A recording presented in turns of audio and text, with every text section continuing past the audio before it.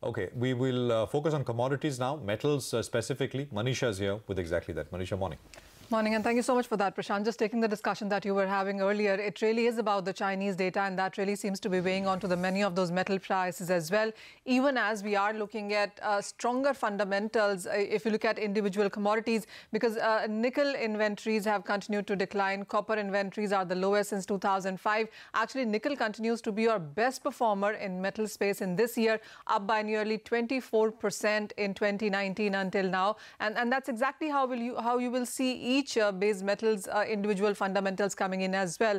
But then the kind of data that we have been working with, where it has been the US numbers that came in yesterday or the Chinese data that we are reacting to right now, this is something that continues to put pressure onto those prices there. But joining us now is David Lennox to talk further about that. Remember, the metal prices have been, last week was a good one. And as I said, the nickel prices are up 24%. The global nickel demand is estimated at 2.4 million tons for the year, for this current year. But the deficit also is seen at around 197,000 tons. So those numbers are something that would continue to keep the bulls quite excited when it comes to the metal space.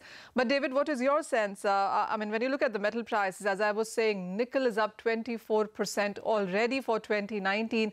How are the fundamentals looking, and do you see much more gains from here?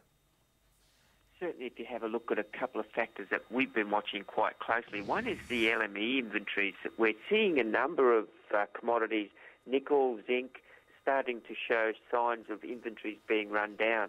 And that's, for us, a sure sign that we're probably either in or very close to supply deficits in those particular metals. If you have to remember, zinc a couple of years ago was showing significant declines in inventory, and it was moving into supply deficit. So from that perspective, because of the drought we've had on development capital over the course of the last couple of years, we are now watching very closely as more and more commodities we expect over the course of the next couple of years will move into deficit supply. So, David, what's your sense? I mean, on one side, it is the US and China trade talks, which the markets are reading, two-tone conversation, where it says that they're progressing well, but we are not exactly at an agreement. So you don't really know what to take from that. But on the other side, with the kind of supply declines that we have seen, putting the two in perspective, where do you see better gains in metals then? Look, certainly we think, and we've already talked about one, that's nickel. We think that it will probably go into supply deficit. We perhaps thought next year, but just looking at the fundamentals and the movements that we've seen, it will probably be more akin to this year. Copper, we're expecting to move definitely into supply deficit. Again, we thought next year, but we could see that commodity move into supply deficit later in 2019.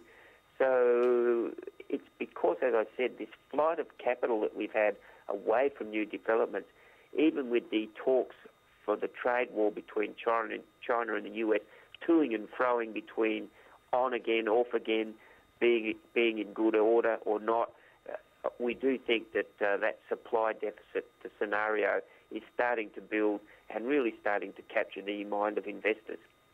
So even as we are standing at nearly 9% gains for copper, 24% up for nickel for this year, how much of further gains would you expect, even if we don't look at the whole of 2019 for the current quarter itself? Do you see much more gains? Look, certainly one of the key drivers that we think will further push the commodity prices in the latter part of this year will be a fall in the US dollar. Okay. We do think that that weakness, certainly the negative correlation between a weak US dollar and stronger commodity prices will hold. We are expecting the Fed to slow their rate of increase in cash rates. That's certainly going to weaken the US dollar. And also we're expecting the debt scenario inside the US to come into play as we see GDP numbers in the US start to flatten out and the debt pool continue to grow. That's also going to play into a weaker US dollar. And from that view, we'll expect to see higher commodity prices over the latter part of this year. All right, David, we'll let you go. Thank you so much. So clearly the weak Chinese data today is weighing onto the prices. But when you look at all of those metal prices, whether on Shanghai or LME, it clearly is the nickel price is up 24% this year, 6-month highs, and we are trading firm. That's the only thing in metals actually which is holding firm in the day-to-day as well.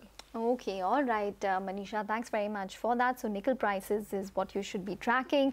Well, we need to take a break with the news that the mid-cap index is holding firm, up around 1.3%, Nifty up around 0.2%. So a bit quiet for the frontline indices, but definitely much more happening in the broader markets. Take a break. But up next, we will focus on a company from the mid-cap space. We have Repco Home Finance, which is buzzing, and we'll be speaking to the management on the other side. Stay tuned.